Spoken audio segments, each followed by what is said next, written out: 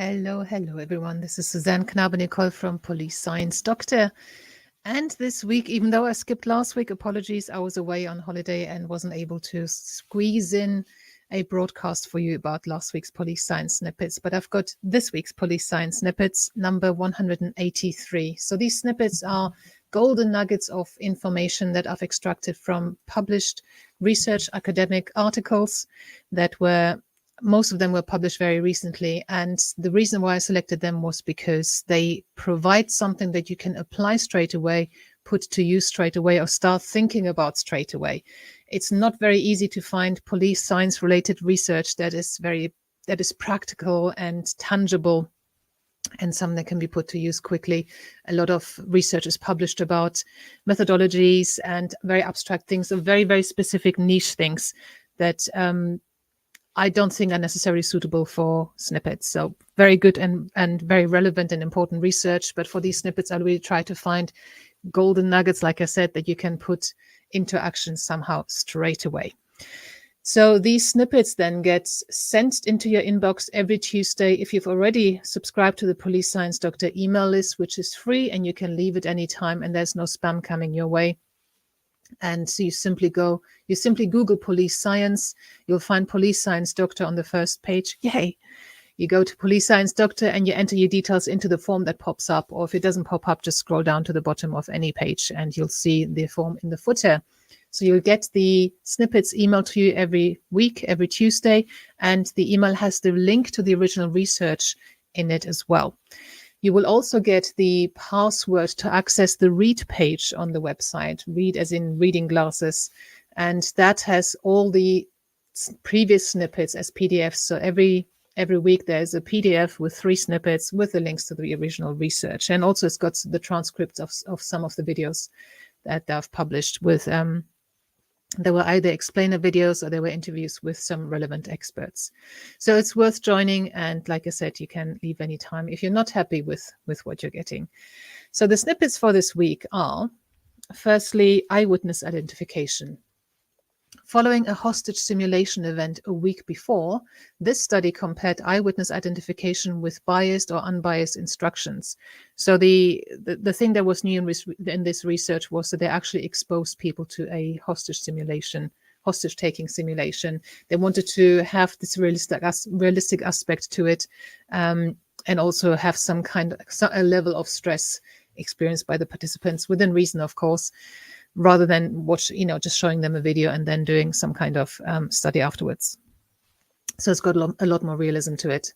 It was found that target absent lineups, so where the actual person that was in the simulation, that was the perpetrator in the simulation, was not presented to them, they had higher levels of accuracy. So it was easier for them to spot, no, that person is not in those people you're showing me right now.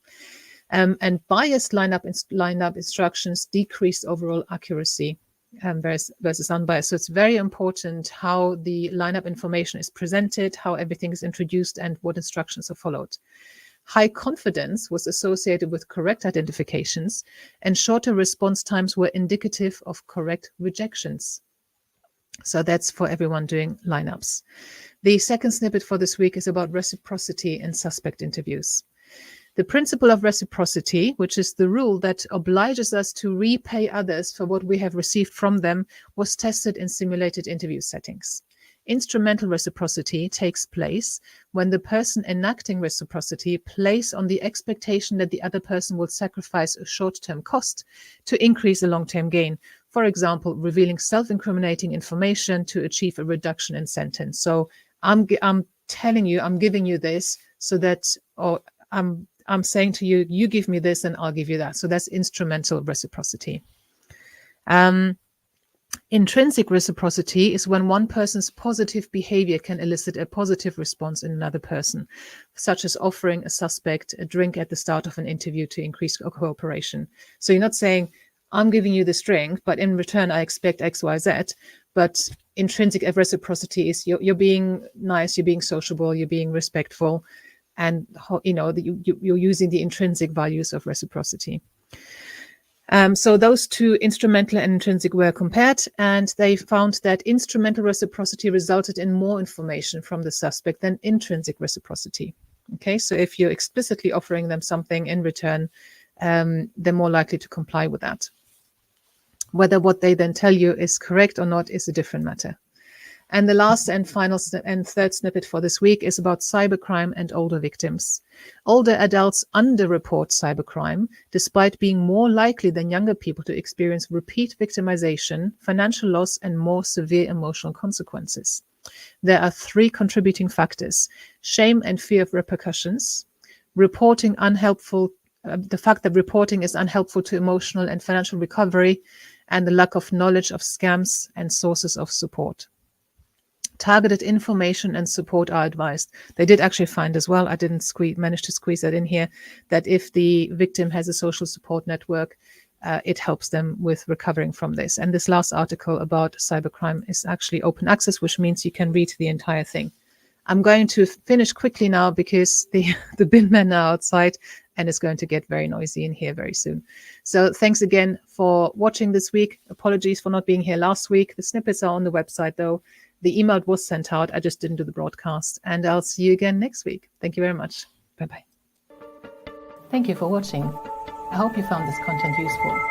You can get access to each episode's transcript with key learning points, timestamps, and references if you get yourself onto my mailing list.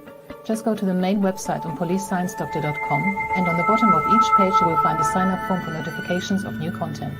Just enter your first name, your preferred email address, and the type of organization you work for. You will not get any spam. This is just for me to let you know about new content and for you to get access to all the transcripts.